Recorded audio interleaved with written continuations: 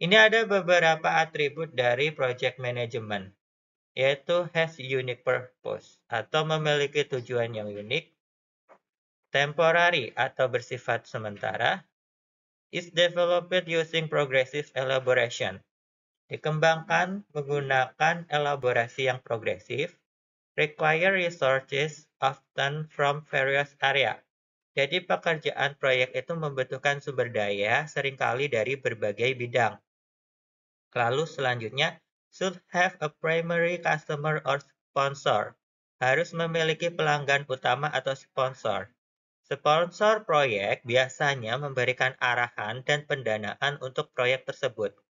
Yang terakhir dari atribut project management yaitu involves uncertainty. Jadi di dalam suatu pekerjaan proyek ada ketidakpastian.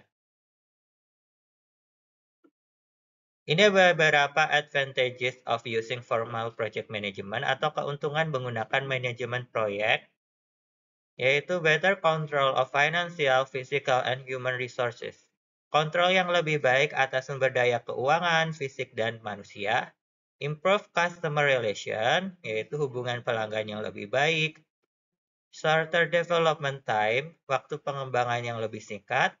Lower cost, biaya yang lebih rendah. Higher quality and increased reliability, kualitas yang lebih tinggi dan peningkatan keandalan. Higher profit margin atau keuntungan yang lebih tinggi. Lalu ada improve productivity atau produktivitas yang lebih baik. Better internal coordination, yaitu koordinasi internal yang lebih baik, dan juga ada higher worker morale. Jadi moral pekerja yang lebih tinggi ketika mereka bekerja dalam suatu kegiatan yang berbasis proyek.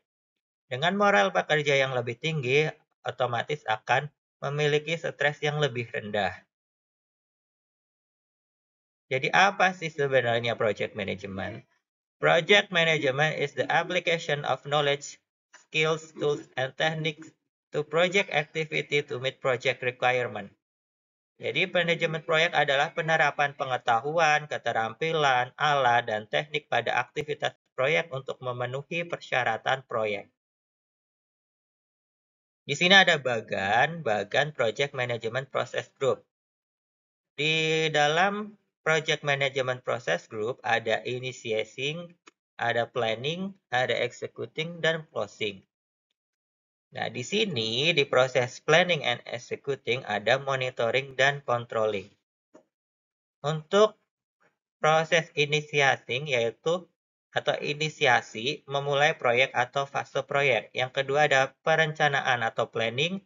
Di dalam planning kita menentukan tujuan, ruang lingkup, dan cara mencapainya.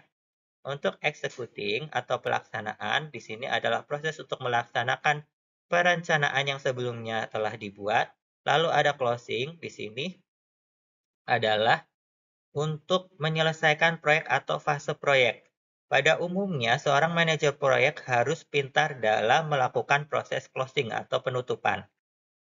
Nah, di sini monitoring and controlling, pemantauan dan pengendalian itu mengawasi dan mengendalikan proses agar tetap sesuai rencana.